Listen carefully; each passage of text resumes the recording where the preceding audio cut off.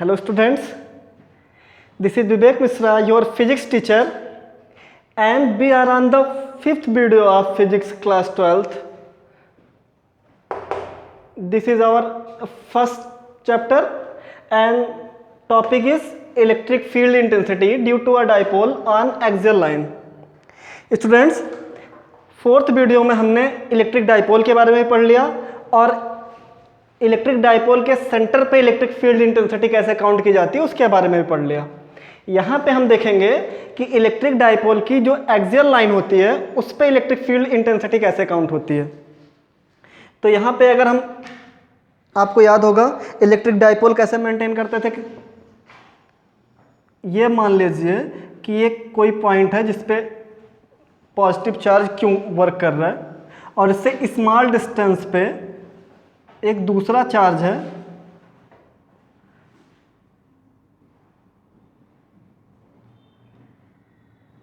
Minus Q, ये positive Q और ये नेगेटिव क्यू। तो ये इसकी जो है ये हॉरिजॉन्टल लाइन जो इसकी है यही इसकी एक्सिस होगी, एक्सियल लाइन, और इससे होकर के जो लाइन क्रॉस करती है उस लाइन को कहते हैं हम एक्सियल लाइन। एक्सियल लाइन की डेफिनेशन देख लीजिए, a line passing through a axis of dipole is called axial line. मतलब ऐसी लाइन जो कि डाइपोल से होकर गुजरती है उसे कहते हैं एक्सियल लाइन। तो इस लाइन पे यहाँ पे कोई एक चार्ज रखते हैं Q, ठीक, Q1, और इस चार्ज के लिए इलेक्ट्रिक फील्ड की इंटेंसिटी काउंट करते हैं। तो हमको पता है यहाँ से यहाँ तक की जो स्मॉल डिस्टेंस होती है, शॉर्ट डिस्टेंस तो कहते हैं 2L। अगर हमने मान लिया इसका सेंटर कुछ ये है और सेंटर को अगर हमने O से डिनोट कर दिया और इसको A, इसको B और इसको हमने मान लिया P। क्लियर? कोई कन्फ्यूज़न यहाँ पे? फर्स्ट चार्ज जो है वो पॉइंट A पे रखा हुआ है, सेकंड चार्ज जो है वो पॉइंट B पे रखा हुआ है, उनके बीच के जो मिड पॉइंट है वो है, और जो हमने टेस्ट चार्ज रखा है जहाँ पे हम इलेक्ट्रिक फील्ड इंटेंसिटी काउंट कर रहे हैं डाइपोल के एक्सियल लाइन पे, उसे हम पॉइंट P मान लिए। अब अगर ये इन दोनों के बीच की जो डिस्टेंस है, स्मॉल डिस्टेंस, वो 2L है, तो A से O तक की डिस्टेंस कितनी हो जाएगी? A से O तक की डिस्टेंस होगी L और O से B तक की भी डिस्टेंस होगी L, क्योंकि ये मिड पॉइंट है। क्लियर? मान लेते हैं कि सेंटर से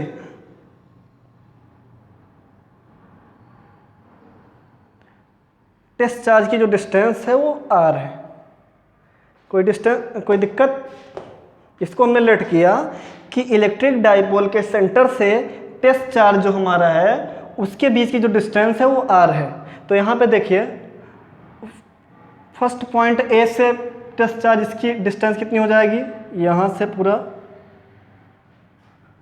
यहाँ तक की डिस्टेंस, यहाँ से यहाँ तक R और यहाँ से यहाँ तक L, तो पूरी डिस्टेंस L प्लस R या R प्लस L, दोनों में से कुछ भी लिख सकते हैं। और पॉइंट B से टेस्ट चार्ज Q1 या पॉइंट P की डिस्टेंस कितनी होगी यहाँ से यहाँ तक?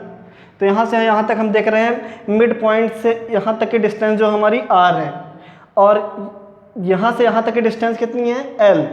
तो यहाँ से यहाँ तक की डिस्टेंस हो जाएगी R माइनस L। टोटल में से अगर हम L माइनस कर दें तो ये पॉइंट B से पॉइंट P की डिस्टेंस आ जाएगी। मतलब जो सेकंड वाला हमारा चार्ज है उससे टेस्ट चार्ज के बीच की डिस्टेंस आ गई। क्लियर है? कोई दिक्कत स्टूडेंट? तो अब देखें अगर तो नेगेटिव चार्ज Q1, ये वाला चार्ज, इसको क्या करेगा?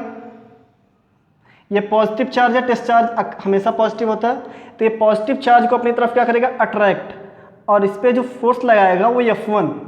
क्लियर? और इसकी जो इलेक्ट्रिक फील्ड इंटेंसिटी होगी वो होगी E1, डायरेक्शन अट्रैक्शन। क्यों? क्योंकि माइनस चार्ज है या प्लस चार्ज है, और हमें पता है कि अपोजिट चार्जेस एक दूसरे को क्या करते हैं? अट्रैक्ट। तो ये वाला चार्ज इसको अट्रैक्ट कर रहा है। अब ये चार्ज क्यों, पॉजिटिव चार्ज क्यों, इसको क्या करेगा? रिपेल, और कुछ इस डायरेक्शन में रिपेल कर देगा। तो इस पे लगने वाला फोर्स क्या होगा? F2, और इसकी इलेक्ट्रिक फील्ड इंटेंसिटी E2। ये रिपेल क्यों करेगा? क्योंकि दोनों पे पॉजिटिव चार्ज है और लाइक चार्जेस एक दूसरे को क्या करते हैं, रिपेल, तो इसने इधर रिपेल कर दिया। अब यहाँ पे हम देख रहे हैं कि इन दोनों में किसका फोर्स ज़्यादा होगा। तो स्टूडेंट्स एक हम एग्जांपल के थ्रू देखते हैं कि सपोज दैट ये कोई पॉइंट है, यहाँ से इंडिया की दूरी इतनी है और चाइना की दूरी इतनी है, ठीक है। चाइना यहाँ से मान लीजिए कि 200 किलोमीटर है और इंडिया की डिस्टेंस यहाँ से 50 किलोमीटर है। तो इस पॉइंट पे ज़्यादा फोर्स किसका लगेगा, जिसकी डिस्टेंस कम होगी उसकी पावर ज़्यादा उस पर लग सकती है, और इसकी आप देख रहे हैं डिस्टेंस ज़्यादा है। कुछ इसी तरीके से हमने electric force, gravitational force her जगह पढ़ा कि अगर दो पॉइंट के बीच में डिस्टेंस बढ़ जाए या ज़्यादा हो तो उनके बीच में लगने वाला फोर्स क्या होता है, कम। इलेक्ट्रिक फोर्स हमने कूलम्ब्स लॉ में देखा कि inversely proportional to the square of the distance between them, मतलब अगर डिस्टेंस बढ़ती है तो उनके बीच में लगने वाला फोर्स कम होता है। तो यहाँ से देख रहे हैं इस चार्ज से इस टेस्ट चार्ज पे जो लगने वाला फोर्स होगा वो इस चार्ज से इस टेस्ट चार्ज पे लगने वाले फोर्स से क्या होगा, कम होगा, क्योंकि दोनों के मैग्नीट्यूड इक्वल हैं। डाइपोल में मैग्नीट्यूड इक्वल होते हैं, केवल उन दोनों का साइन अलग अलग होता है। तो दोनों चार्जेस का मैग्नीट्यूड सेम है, इसलिए इनके बीच की डिस्टेंस ही निर्भर करेगी कि कौन सा ज़्यादा फोर्स लगाएगा। तो इसकी डिस्टेंस कम है इसलिए ये फोर्स ज़्यादा होगा। इट मीन्स कि F1 is greater then F2 because of the distance between them. Okay, अगर F1 F2 से ज़्यादा होगा तो इंटेंसिटी भी E1 is greater than E2 होगी। यहाँ पे कोई कन्फ्यूजन स्टूडेंट्स? और अगर कन्फ्यूजन नहीं है तो हम दो चार्जेस के बीच में लगने वाला F1 फोर्स निकालते हैं। F1 इज इक्वल टू होगा, क्लियर, यहाँ से विजिबल है चीज़ें, फार्मूला हमने पढ़ा है, पहले F इज इक्वल टू देख लेते हैं फार्मूला। यहाँ पे कहीं हम लिख लेते हैं F is equal to 1/4 pi epsilon 0 Q1 Q2 upon R square. ये कूलम्ब्स लॉ में हमने पढ़ा है। इसी फार्मूले से हम F1 और F2 निकालेंगे। यहाँ पे चार्जेस केवल अलग अलग हैं। यहाँ पे Q1 चार्ज पे माइनस Q के द्वारा फोर्स लगाया जा रहा है और Q1 चार्ज पे प्लस Q के द्वारा फोर्स लगाया जा रहा है। क्लियर है? तो हमारा जो F1 निकल के आएगा वो होगा 1/4 pi epsilon 0। F1 minus Q वाले के द्वारा लगाया जा रहा है, साइन नहीं लिखेंगे, केवल Q लिखेंगे, Q इंटू Q1 अपान डिस्टेंस उन दोनों के बीच में कितनी है, R माइनस L, इसका स्क्वायर। कोई कन्फ्यूजन स्टूडेंट्स यहाँ पे? अगर F1 इतना आ गया तो E1 इक्वल टू होता है F1 अपान जो टेस्ट चार्ज है जिसपे फोर्स लग रहा है Q1।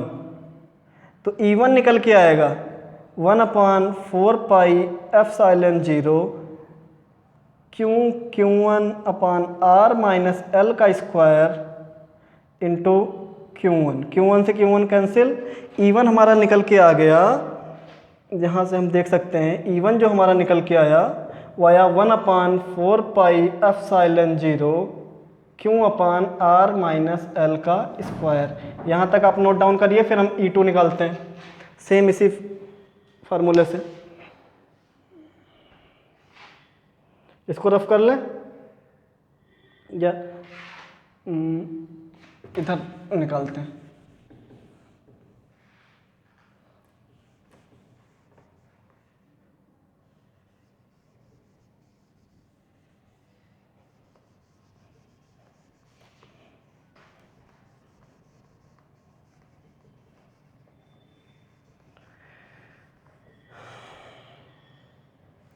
E1 is greater than E2 आपको पता ही है, तो यहाँ ही पे लिख के शो करवा देते हैं E1 is greater than E2 because F1 is greater then F2। तो हेयर F2 अगर हम निकालेंगे तो होगा वो भी 1/4 पाई एप्सिलॉन 0। ये वाला चार्ज Q है, Q अपान Q1, इन दोनों के बीच की डिस्टेंस R प्लस L का स्क्वायर। क्लियर?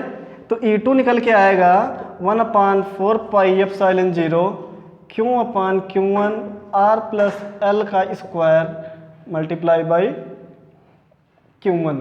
कट गया Q1 से Q1, E2 हमारा निकल के आया 1/4 पाई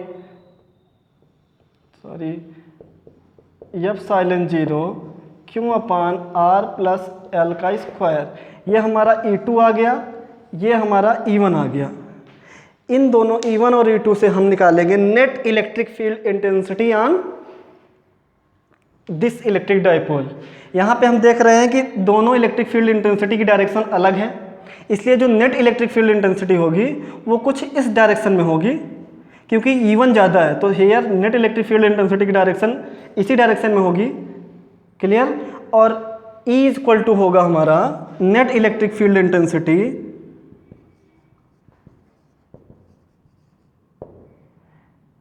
E इक्वल टू होगा E1 minus E2 because E1 is greater than E2। और यहाँ पे हम दोनों की वैल्यूज रखते हैं E1 और E2 की, तो E1 की वैल्यू ये निकल के आया है हमारा, इसको आप नोट कर लिए होंगे। E1 की वैल्यू ये निकल के आया है और E2 की वैल्यू ये निकल के आया है।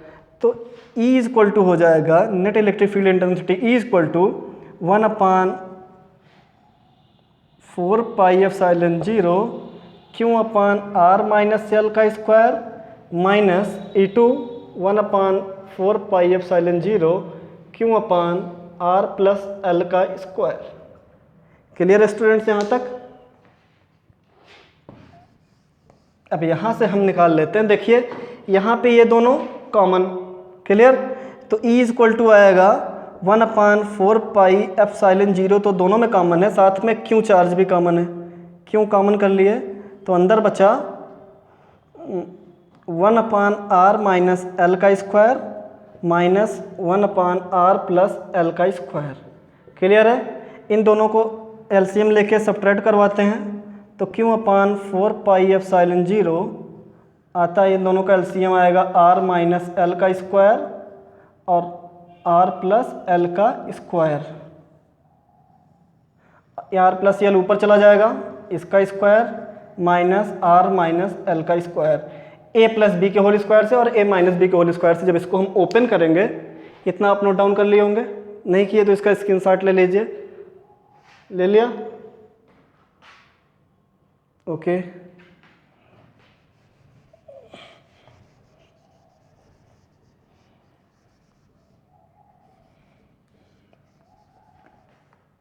ये जो वैल्यू निकल के आएगी net electric field intensity E की, वो होगी,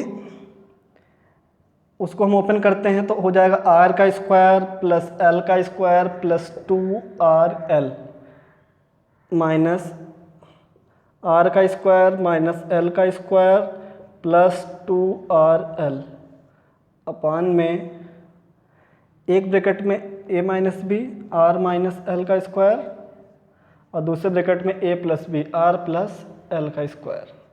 यहाँ से ये कैंसिल इसके साथ। E इक्वल टू हो गया 4rl upon a minus b a plus B.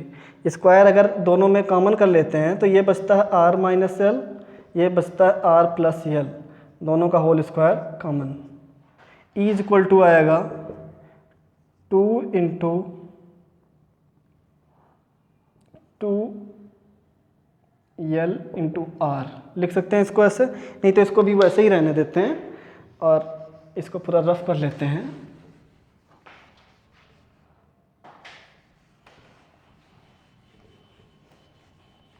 तो जो हमारी वैल्यू निकल के आएगी, यह आएगी 4rl अपान r का स्क्वायर माइनस l का स्क्वायर, इसका होल स्क्वायर। Clear students? अब यहाँ पे हम देखते हैं, ये तो हो गई थी वैल्यू उसकी, इसके आगे हमने कुछ कॉमन किया था यहाँ पे Q/4 पाई एप्सिलॉन 0, हर जगह पे ऐसे आता जाएगा।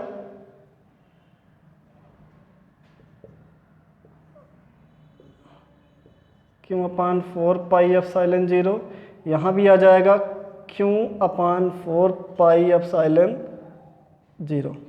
E इक्वल टू हो जाएगा 2 into 2r into 2q into 2l। ये आपको याद होगा 4 पाई एप्सिलॉन 0 r का स्क्वायर माइनस l का स्क्वायर। यहाँ पे ये जो फार्मूला है, the product of either charge into the length या short length between two charges it called electric dipole denote by small p। तो हो जाएगा 2r into P upon 4 pi epsilon 0 r square minus l square. ये clear है students? और अगर हम मान लें इनके बीच की जो डिस्टेंस l है वो r से काफ़ी ज़्यादा छोटी है, जो शॉर्ट लेंथ है अगर इसको हम r से काफ़ी ज़्यादा स्मॉल मान लें या l इक्वल टू 0 मान लें, तो जो हमारे पास वैल्यू निकल के आएगी इलेक्ट्रिक फील्ड इंटेंसिटी की E इज इक्वल टू वो आएगी 2rp upon 4 pi epsilon 0 r square minus 0 का स्क्वायर की पावर। तो ये हो जाएगा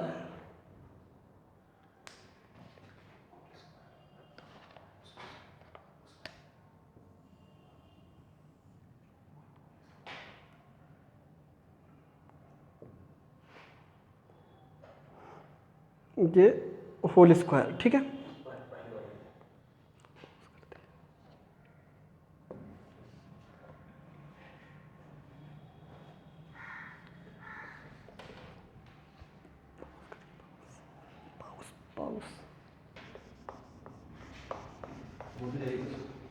हाँ तो स्टूडेंट्स यहाँ पे ये हो जाएगा होल स्क्वायर।